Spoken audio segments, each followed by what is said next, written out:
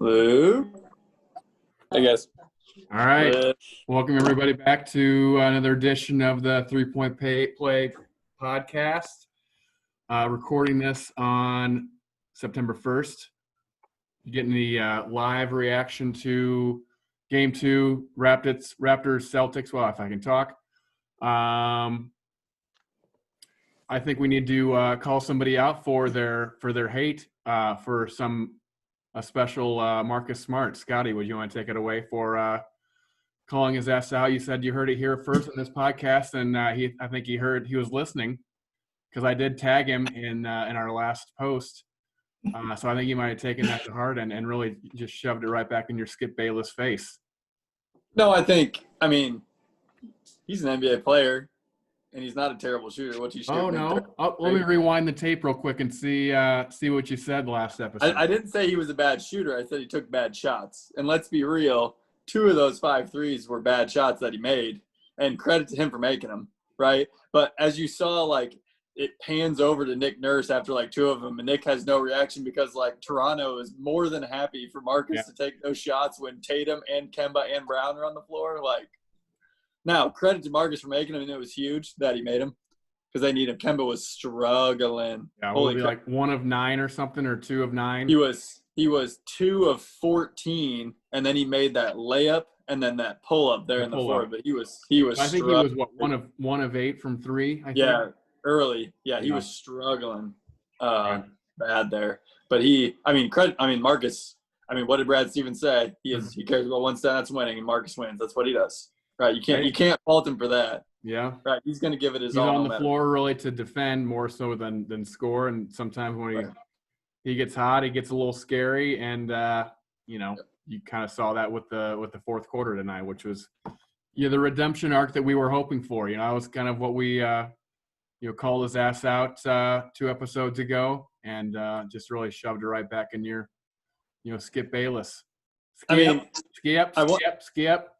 We can stay positive on this, but he did go the next 3 possessions and have 3 turnovers after he made the 5 threes. He held the ball too long in the corner and hit the top of the shot clock on a pass to Kemba. Yeah. And then he tried for some reason, Kemba, Tatum, and Brown are on the floor, and they have him working a ball screen action for some reason, and he turned that over in a trap. Yeah. So, but you know what I mean? When he's rolling, I do think you should find the hot hand player, and he was fine. That was awesome. But let's be real, Tatum had 35, and it was awesome. Yeah, he had 34, but 34. He was still just as good. Doesn't take away from the game. But yeah, I think that's the main theme here is that Tatum's just the man, and you can't stop him. And this seemed like it was going to be the Raptors' response. They were pretty much dominating the whole game, I felt like, and then all of a sudden, fourth quarter, they kind of couldn't make a shot, and Tatum took over, and then our boy Marcus Smart just started hitting out of his ass, and the game just shifted pretty quickly there. And I think that was one that Toronto, when they look back and they lose in 5, this will be one that they really wish they could have had because it was their game to take. So I don't know. Yep. Can we talk about Toronto? So it was a 3-point game there. Marcus hit all those threes, and Toronto comes out of timeout with 5 minutes to go, right? Yeah. Who do you think they're going to in that situation? Because I'm never sure. I think it's Van Vliet. They did. They're out of that timeout. They ran a little flare. I think they were trying to slip Siakam to the post. Yeah. And he didn't get it. And Boston's a good defensive team anyway, but he slips, and then they don't get him. Yeah. And so they get Van Vliet on a flare, which is fine, right? But it's just I'm not sure. No, Fred VanVleet's a nice player, but I'm not sure I'm going to him. Well, and also, who is it? 22 shots for Van Vliet. I don't know if I know he's a good player. He's more of a role player, but he's your leading shooter in terms of shots taken. 22 shots is a little too much for me for Fred Van Vliet. Right. In a game. Then a game that you desperately need. Right. And they did it early in game 1 too, but they tried to post Siakam, which I was so confused by because I think Boston defenders are really good. Let me look. I got my stats from game 1. So Siakam in the post, game 1, 3 of 9 on post-ups in game one on the Boston defenders. Like and they kept trying to go to it. And they went to it today too a little bit. He scored a little bit more today than he did in game one in the post, but yeah, I don't think that's their advantage. I really don't. yeah. I'm shocked that they're not. He's kind of a like Giannis in a way where he's just kind of does a little bit of everything, but you never know what kind of game you're going to get out of him. You know, he can not quite a game. Stud. Huh? He's not a stud. You know what I mean? Like, he's a good offensive player, but he's not like Jason Tatum elite offensive player. Siakam? Yeah. Yeah. That's what I'm saying. Like, he's not going to dominate a game, but he can, but it's just Right. he needs that Kawhi type of player to Right. He's a 2 or a 3, not a feed 1. off of for sure. Yeah. So that's the thing. I feel like they have like 3 threes and no 1. That's why they're weird to me. Yeah. Like Siakam today, 6 of 16. Lowry 5 of 16. 0 of 7 from 3. Right. Van Vliet 3 of 12 from 3. Shit. Not to dominate the conversation here, James, but Luke, the third member of the 3 Point Play podcast, do you have any input on the Celtics Raptors game that just concluded? I know you were had a little obligation beforehand, but didn't know if you had any insight. No, I just caught the last 30 seconds there. So there you go. What was your assessment? Well, yeah, I mean, I just had the same take you did. I couldn't ask Scott about his take, especially after he shot like 70% in game one. But I didn't understand what they were doing on that last possession either. Yeah. And posting up 30 foot or whatever it was. Yep. I don't know how great. I don't know if it's just me or your internet's a little spotty there, Luke. But I think we caught the gist there of, or at least I did. Yep, I got it. Okay. Yeah. It's been cutting in and out here. Cell phone service. Gotcha. Cool. Anything else to add for Celtics Raptors? Obviously, I think that was a game the Raptors desperately needed. Obviously, being down 2-0 is not the end of the world, but that's one that they should have had, and I obviously would like to have had to tie the series at 1. Didn't they just do that with the guys? But didn't know if we had any other overarching messages or thoughts on how the series is going to go. Do we think Celtics are going to sweep their ass? Do we think the Raptors are going to put up a fight? I feel like Nick Nurse's team is not going to just roll over and be done 4-0 like the Sixers were, you know?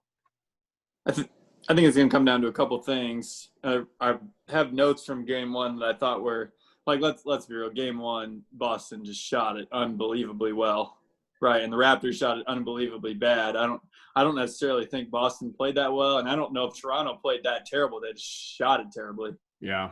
You know what I mean?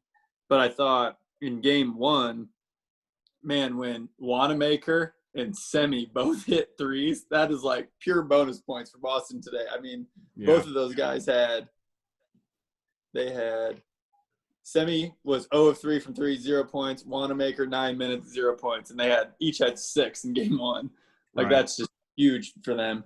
I thought we need to give Time Lord a shout out because I thought he was really good in game one in terms of being active. I thought his ball screen defense was pretty bad, but he was active.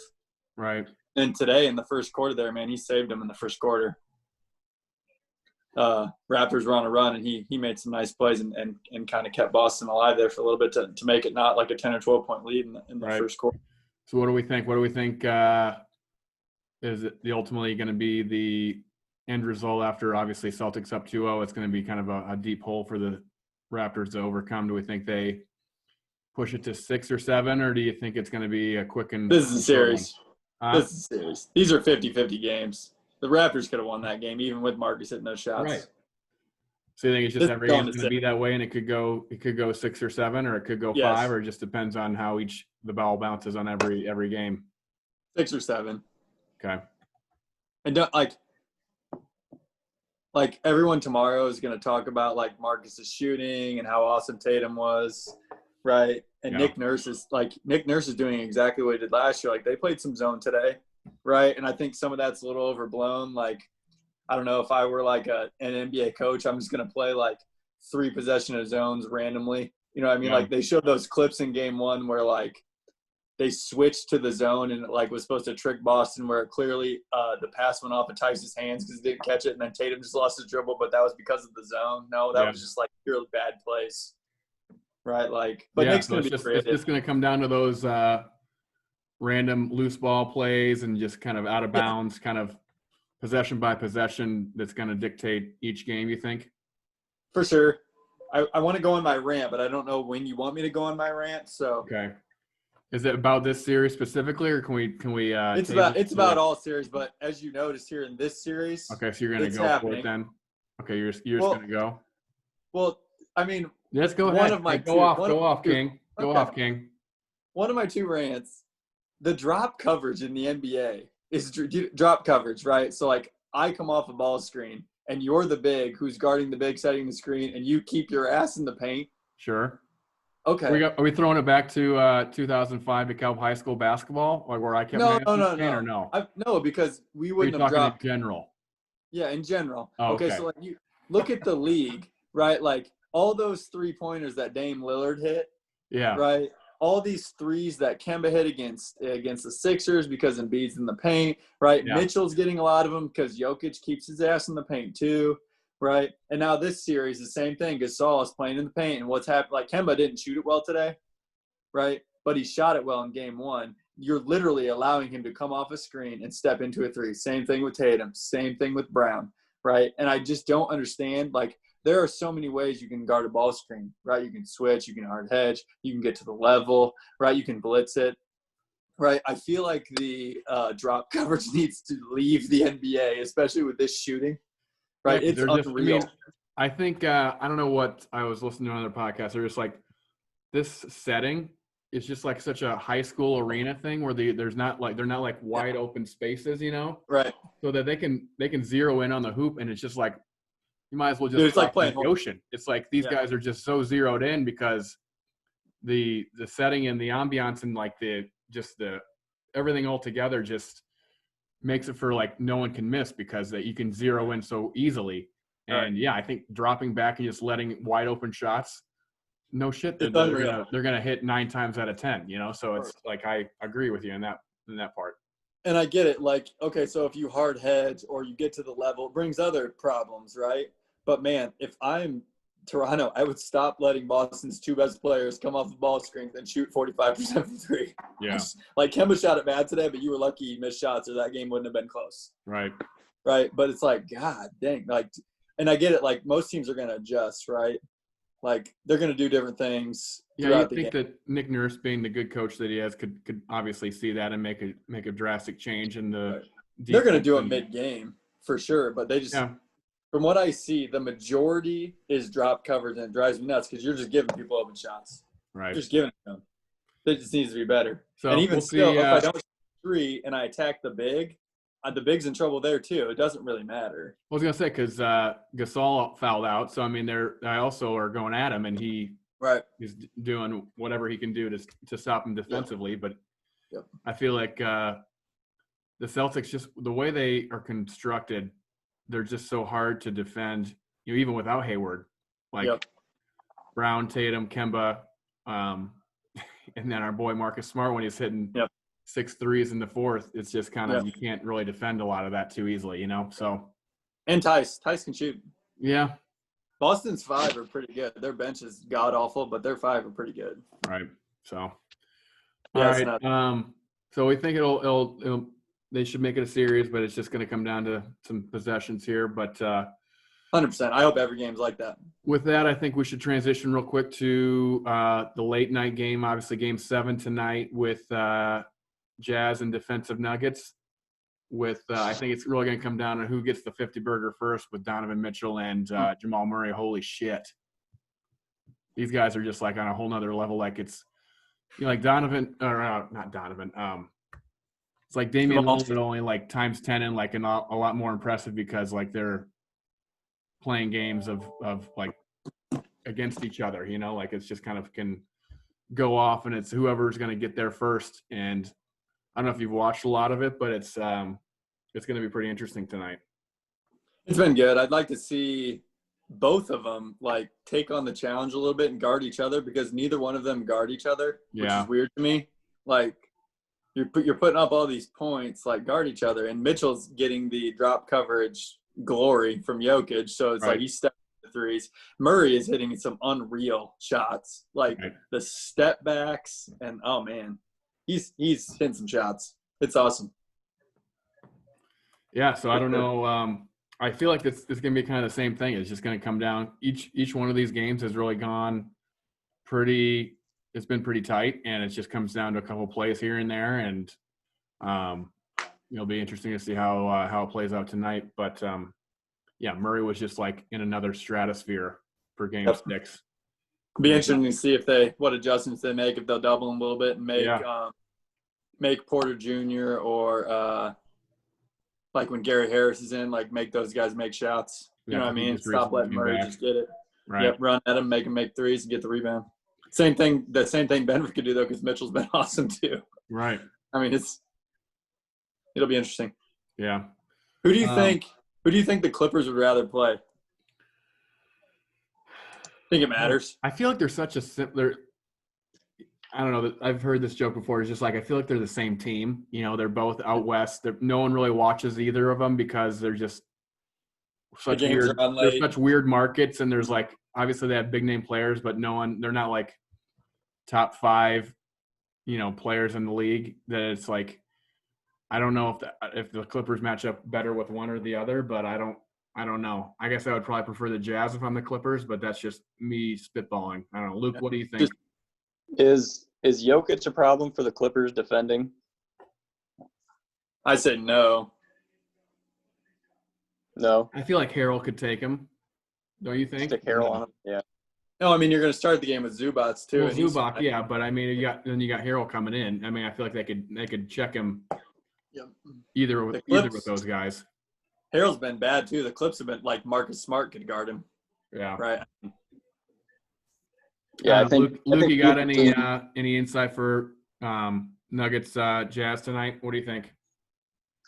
No, I didn't have a good feel for the series coming into it, and I haven't watched a ton of it. But I'm gonna go with Denver.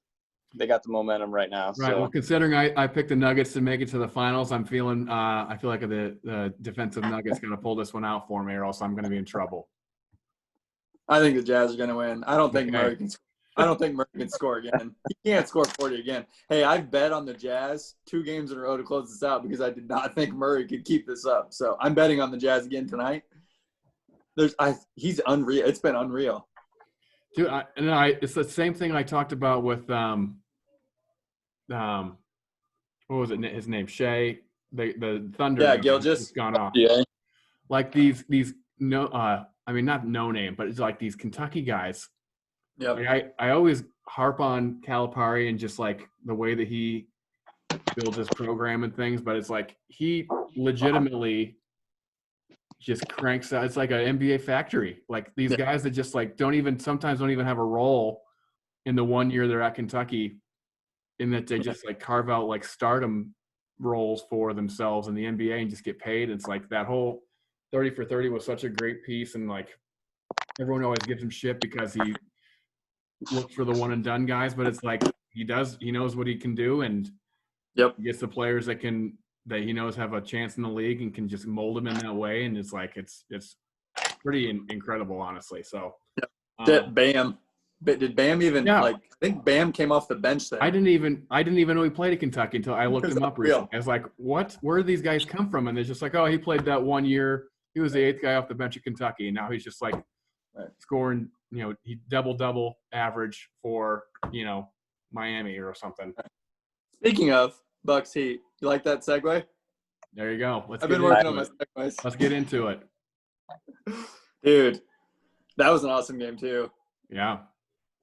I'm telling you, man, I think the Heat – I had Heat Nuggets as my finals pick, and obviously Nuggets are making me sweat tonight, but I think the Heat just have it going on right now. I don't know if it's the bubble juju or what, or just like Jimmy is just like taking over. We got to start with Jimmy. Right? Huh?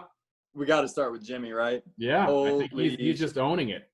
He's awesome. He did this last year in Philly though too. Remember Game 7? he took that over too last year, and Kawhi just happened to hit that crazy shot. But in Game 7 before, like Jimmy was Jimmy, right? He has it when it gets down to the end. He just has the fuck you in him, and he's like, I am winning this game. He took that game over, and they had no chance. They could not guard him. Yeah. He's unreal. It just makes my heart hurt because I'm still like a Bulls fan at heart, and they traded his ass for – I mean, Levine's fine. Markkanen's never going to do anything. It's just like you just watch him go on to be, the top 15 player that he is, and then the Bulls are just still in disarray because Jerry Reinsdorf still owns the team. So that's my one Jerry rant for the day, and that's it. So this is just such a perfect – I think that he can – What's that? Got to get our quota in. Got to get the quote in. Yeah, I got to put it on for the post, flip it, snip it, and put it on. Give the people what they want, obviously. But yeah, man, I think that he can. If they can't win it, I mean, at least going to go 7. I mean, it couldn't be more of an equal match for the Bucks in my eyes. Like this might as well just be the Eastern Conference Finals. Obviously, the Celtics are playing pretty well right now, but I feel like the Heat Bucks might as well be the East finals for me. So I think Boston's better than Miami. I do. Okay. But I'm hoping by then Hayward's back too. Right. All right, so I mean, Bledsoe is out for the Bucks. Yeah. How much do you think it mattered? I don't know. I feel like they just ran away with it. I don't know if Bledsoe helps in that game. Maybe he guards Jimmy at the end. Dragic was pretty good early, but still they were doing the damn drop coverage with Lopez and Dragic. He wasn't even shooting threes. He was just going right at Lopez, and he was getting around him and making his little floaters. Yeah. But, I mean, can we talk about Middleton? He's an all-star, right? Right. Did he get the max? What's his contract? I'm going to look it up. I don't know. But I'll keep talking. I know it's not small. It's not a small contract. Yeah, he's up there, I'm pretty sure. But so like in the first half, he's awesome, right? He's got 21 points, right? He's playing good. But when it came down to nut crunching time, he was 2-9 with 4 points. Like, and this is the issue with the Bucks, right? Because Giannis was Giannis, right? Giannis was fine. Can I interject real quick? Can I interject real quick with the Middleton contract? 5-year, $178 million. God, that is a lot of money. He declined his $13 million year option last offseason, and that was what he signed to stay with the Bucks. That is a lot of money. Yeah. So Bucks, yeah, for someone getting paid that much of money, you would hope that he'd be your go-to guy to step up and yeah. And if you just look at the stats, you're like, oh, he's good. He was 12 of 24, 4 of 8, right? 28 points. But, man, in the fourth quarter, I was, like, looking around, like, is he out there? Because he didn't do anything. Shying away. I think he hit, like, a pull-up with, like, 3 minutes to go, and they were down by, like, 7 or something. Yeah. But other than that, he didn't do anything. Right. Luke, what do you think of Heat Bucks? Yeah, I mean – I think you could say the same thing about Giannis, though. He didn't really rise to the occasion in the fourth quarter either. Yeah. We're talking about a game in which Giannis only scored 18 points. He shot 50. He didn't take a lot of shots, but I think he's going to get to the rim a lot more than what he did in game 1. And the Bucks allowed a lot of points in the paint too. Like the Heat were just getting there at will, and I just don't see that continuing the rest of the series either. So that was a lot of the drop coverage. They were killing him on that, going right at Lopez. Yeah. So you think the Bucks adjust and they come back in game 2 and take it, or you think the Heat are going to start to kind of exploit those tendencies? Yeah, I foresee a bounce back game for the Bucks in game 2. Gotcha. Scotty, what do you think? I think the Bucks are going to play better, but Miami, I mean, we know after watching them play the Pacers, they're due for a game where they're going to make like 19 threes. They only made 12 in this game, and they're going to get some good looks. I think it's just like that bubble life. Like if you just get in the zone, I mean, obviously, like you said, the Pacer game, like the Heat just didn't even let up. They like stepped on their throat. Brett Elsroth reference there, don't let off, and just don't don't show any mercy. And they could, I mean, I think they very well could do it in game 2 and make this a quick one for the Bucks, because, you know, I did pick the Heat to go to the finals. So I'm going to roll that, ride that train all the way there. But I don't know. I feel like obviously the Bucks are the number 1 seed for a reason. And Giannis is, you know, a top 5 player in the league for a reason. And I think it'll be a good matchup, but I think there's just something about that bubble life, and the way the Heat have played within the bubble has just kind of been top tier. And I could see him just kind of taking a stranglehold of the series. So I don't know. I think the Heat take it still. Yeah, I think the problem for the Bucks is that they were never challenged in the regular season. Right. And so you get down to the fourth quarter and they're still figuring out, you know, who's their go-to guy. I mean, obviously it should be Giannis. Yeah. Giannis hasn't played the closing role much. And the rest of the team, you know, hasn't really figured out in crunch time, you know, when the game's tight and everyone's a little bit, you know, a little bit tighter, you know, who's going to take over. Their butthole clinches a little bit. Yep. Sacks get a little tight. Yep. So, Yep. So I mean, for sure. it'll be interesting to see if they figure it out this series, or if, you know, they just fold. Yeah. Cool. So do we think just to kind of do a quick recap of this series, do we think the Heat take the stranglehold, or do you think that the Bucks are going to make this a long haul? I bet on the Bucks, so I'm going to say Bucks in 7. But that was pretty tough after that, because I don't even know, like, if you're Bud, what are your adjustments? Okay, you switch up your ball screen coverage, you do a better job keeping the ball out of the paint for the Heat. But just remember, if you keep it out of the paint, they're going to allow them to shoot about 10 more threes, and they're probably going to make 4 or 5. Yeah, they can shoot. I mean, you just have to pick your poison with that. And I mean, Giannis had 18, which is well below his average, and the Heat did a great job walling up on him and making it really hard. I mean, I don't know necessarily think he's going to make like 4 or 5 threes in a game. And if he does, if I'm the Heat, I'm living with that all day. right. This is Bud's issue. His adjustments in the playoffs, they're tough for him. Yeah. Yeah. So what is Bledsoe back in game 2?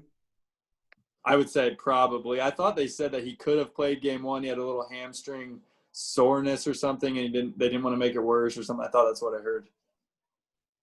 So I would say yeah. Got it. I think the Bucks got to get game 2. Mm-hmm. I think if they're down 2-0, they're in trouble. Yep. Speaking of another transition here with, I don't know if that was actually hamstring soreness for Westbrook or not, but we want to get into Thunder Rockets game 7, which will be tomorrow, with the big turnover that Russ had at the end of game 6 to kind of blow the game. What do we think? I mean, typical Russ, right? I mean, he's been known to do that.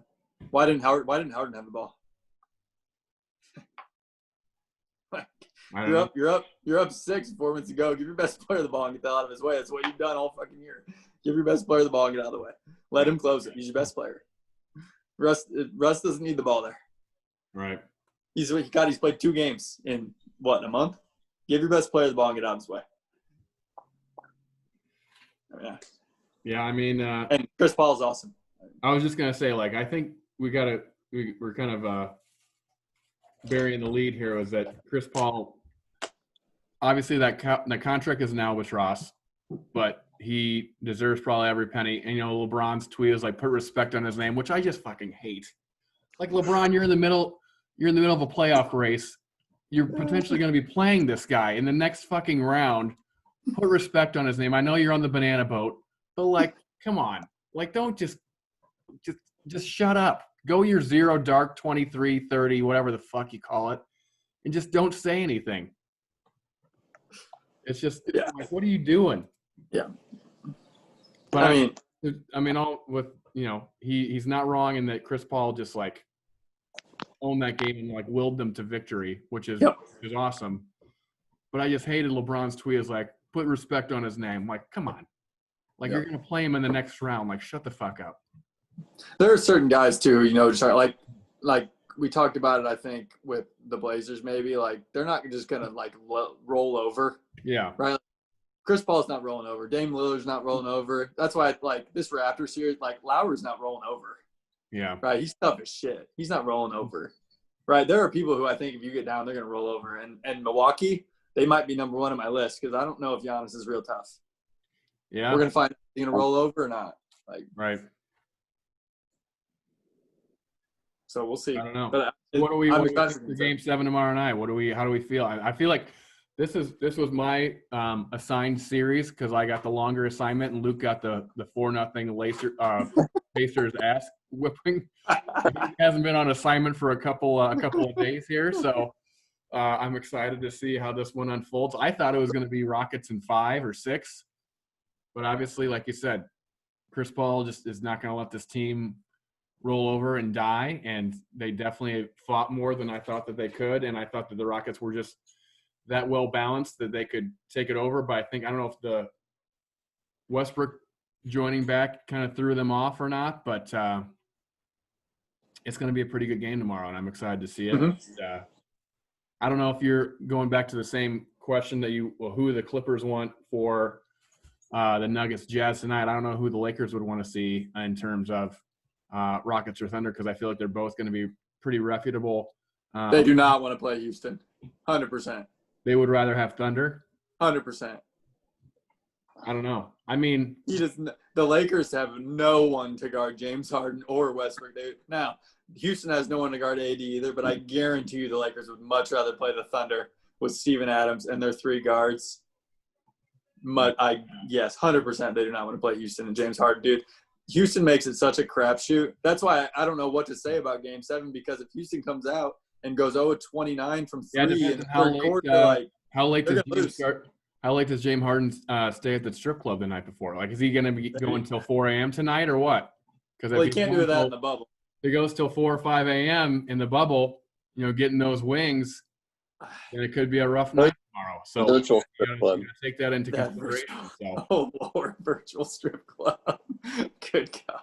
I mean, am I wrong? It's happened before. It is, but I'm wrong.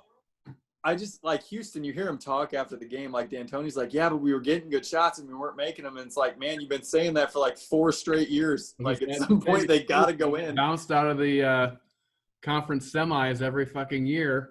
Yeah, I mean, think you come up with a different excuse at some point. Yeah, I mean, at some point you got to finish it off. And like, yeah, I'm excited to coach the Indiana Pacers next year. I don't really give a shit about this series. And Harden's coming with me. Yeah. Big game James is going to go to the middle of nowhere fucking Indianapolis and take the team to the next level. Well, first of all, are there strip clubs in Indy? Luke, we may need to invest in that to get Harden to come. Matt, you're our eyes on the scene down there. I don't know. I don't go out anywhere. We're quarantining hard down here. Make sure you clip that subtle look to your wife to your left. You're like, oh, God. What? No, but I mean, we already got it started. We'll just make a new brand like the 3-Point Play Strip Club. That'll be great. That's what the people want to hear. Our reviews of the different strip clubs. Good Love to get in Jefferson B. Point for some full intense review. Oh, goodness. So, all right. So what do we think? Last call we got a few minutes left here. Rockets Thunder, final predictions for tomorrow night. Toss up. What do we think? If you put a gun to my head, I'd pick the Rockets, but I wouldn't be shocked if they lose. Yeah. Luke, what do you think? I'm going to stick with the my original prediction and go with Thunder. Gotcha. Yeah, and being the main correspondent for this series, I said I think Rockets in 6, so I lost that one, but I think the Rockets definitely but I'm with you, James. I like it could be they could just throw up a stinker and James Harden's hungover and get their ass beat. I wouldn't be shocked either way, but I would like to think that they could get out of the first round and take it. But it'd be a better series. Lakers Rockets would be a better series than Lakers. For our watching entertainment, I hope it's the Rockets, but yeah, it's hard to say. But that's my guess is that it's Rockets in a very, very close one because every game has been really close. I mean, it's been a really fun series to keep an eye on and to watch, and we'll see how it finishes up. So Do we have any questions from the audience, or You know, Kevin was on for a little bit. huh? Kevin was on for a little bit. He was. I don't know if he added anything. I didn't get anything on the We didn't get any mailbags. on the, No on the mailbag. either. I guess we can set that up, but All right, can I go on my last rant then? yeah, I would love for you to go in your Say last. that. Thank My you. phone's going in and out, but I only caught one rant. All right. Please tell me it's for the out of bounds and foul reviews. Okay, so the reviews drive me nuts too. Like that last one right there. Why did the Marcus Smart one take 4 minutes? Like, jeez, that should take 1 minute. All right, that's not my rant. My rant is fouling on threes. What is the deal with that? I don't understand. So like we were taught a certain way to close out. Okay, right? go into your specific example. What one are you harping on right now, just so our watchers and viewers can know what you're speaking about? In general, right? So like the ball handlers are getting really good at coming off these ball screens, right? And they'll like do the thing where you're coming off the ball screen and you're chasing them on their hip, and they do the thing where they stop and throw it up at the basket, right? Okay, that's a tough play, right? That's a great offensive move. But these things where they're like flying at these 3-point shooters who are average 3-point shooters, and they're fouling them on threes drives me insane, right? Like, let's say you're guarding LeBron James, right? If you have LeBron James on the perimeter and he goes up to shoot and he shot fakes, would you ever leave your feet? Because I wouldn't. If LeBron James is going to shoot a three instead of dunk it on my ass, I'm going to put my hand up and say, hey, LeBron, great shot if you make that. Right? But I'm never going to allow someone to get hot, though. He can hit him from deep, though, too. Great. So can Marcus Smart. We found that out rarely, today. Marcus Smart can get hot, too. Yeah. Right? But, like, Marcus, that same example, right? Marcus got fouled on that three today. Why were you that close to him? Put your hand up. If he makes it, congratulations. Right? What are the odds of Marcus Smart making 5 straight threes? I'm going to say he's never done that. Just heat up that microwave, baby. I mean, that's Mr. Eldroth 2.0, heating up that microwave. And then, of course, every player complains about it, and then they go back and look at the replay, and clearly they hit them at some point, whether it be in the hip, the legs, or the elbow. It drives me nuts. Unreal. You gotta do the Reggie kick out too, and you like make sure you draw contact. James Harden special. And that's a rule too. That's supposed to be a rule that they're looking for that now. So that's not. It is.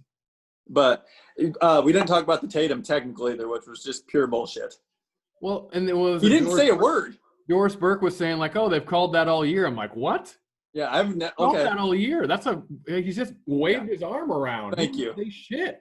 Yeah, when Draymond comes back and he does the thing where he gets a foul and he puts his hands up and runs to the other end of the floor and never gets a technical, that shit better be called then if that's what they're going to call when Tatum swings his arms and says, like you could see it on the replay, he literally said no words and got a technical for that. That was unreal. And Lowry, the biggest bitcher in the NBA on calls, right? I guarantee you he said more words in 2 or 3 calls that he was wrong on in that game, didn't get a T. Yeah. He bitches every game. It's unreal. All right. Well, we got less than a minute here to wrap it up. Any final words from the group here before we wrap up? Nope. Pump for Game 7. Game 7 tomorrow. NFL starting soon. We're going to start working in our 2-point conversion. Yes. There we go. All right. Well, thank you everybody for joining the 3-Point Play podcast. Until next time. Rate, review, subscribe, and good luck to everybody. All right. Thanks, guys. It is. Later.